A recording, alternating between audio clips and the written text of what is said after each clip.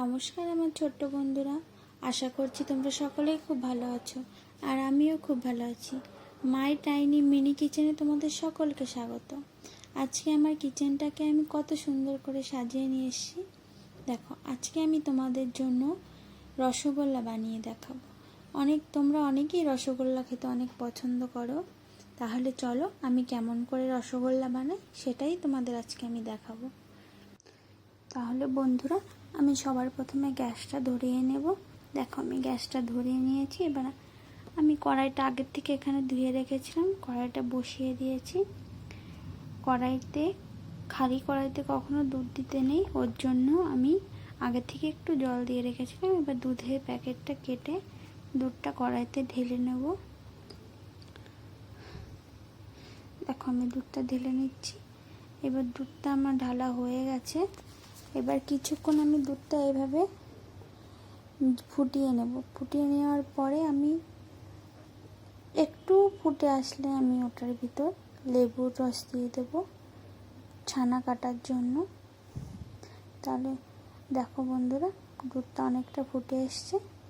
এবার আমি আরেকটু ফুটিয়ে নিয়ে এটার ভিতর লেবুর রস দিয়ে দেব। তাহলে তোমরা ভিডিওটা দেখতে থাকো। আর তোমরা যদি এমন দুর্দান্ত স্বাদের রসগোল্লা খেতে চাও তাহলে অবশ্যই ভিডিওটা পুরো দেখতে থাকো। দেখো বন্ধুরা, দুধটা অনেকটা হয়ে এসছে। এবার আমি কিছুক্ষণ দুধটাকে নাড়িয়ে নেব, কারণ নিচের দিকে না হলে ধরে যাবে না নাড়ালে। তাহলে চলো কিছুক্ষণ নাড়িয়ে নিই। তারপর একটু লেবু কেটে লেবুর রসটা দিয়ে ছানাটা কেটে নেব। তাহলে চলো লেবুটা কেটে নিই। দেখো, আমি অল্প একটু একটা লেবুর টুকরো নিয়েছি। এবার লেবুটার বীজগুলো ফেলে দিয়ে আমি লেবুর রসটা পুরোটাই দুধের ভিতর দিয়ে দেব। দেখো বন্ধুরা, লেবুর রসটা পুরোটাই দিয়ে দিচ্ছি। এবার দেখো আস্তে আস্তে কি সুন্দর করে ছানাটা কেটে যাবে। দেখো বন্ধুরা, ছানাটা কিন্তু খুব সুন্দরভাবে কেটে গেছে। এবার আমি একটা পাত্র নিয়ে ছানাটার জলটা ঝরিয়ে নেব। বন্ধুরা, ছানাটার জল ঝরিয়ে নেওয়ার জন্য আমি একটা ছোট পাত্র নিয়েছি। সেটার ভিতর আমি এখন ছানাটা ঢেলে দিয়ে পুরো জলটা ঝরিয়ে নেব সুন্দর করে। তাহলে এবার জলটা ঝরিয়ে নিয়ে দেখো বন্ধুরা, জলটা কিন্তু খুব সুন্দর ফুটে এসছে। এবার আমি এখানে পরিমাণ মতন চিনি দিয়ে দেব। যতটা লাগবে ততটাই চিনি দেব।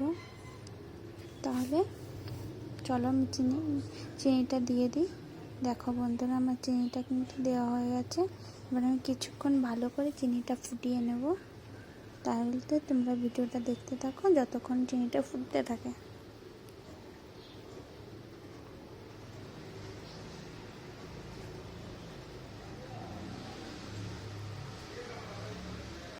বন্ধুরা, চিনির সেরাটা দেখো কত সুন্দর ফুটছে।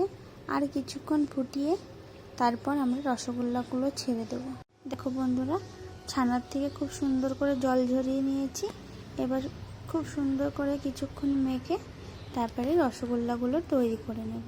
তাহলে চলো কিছুক্ষণ মেখে নিই।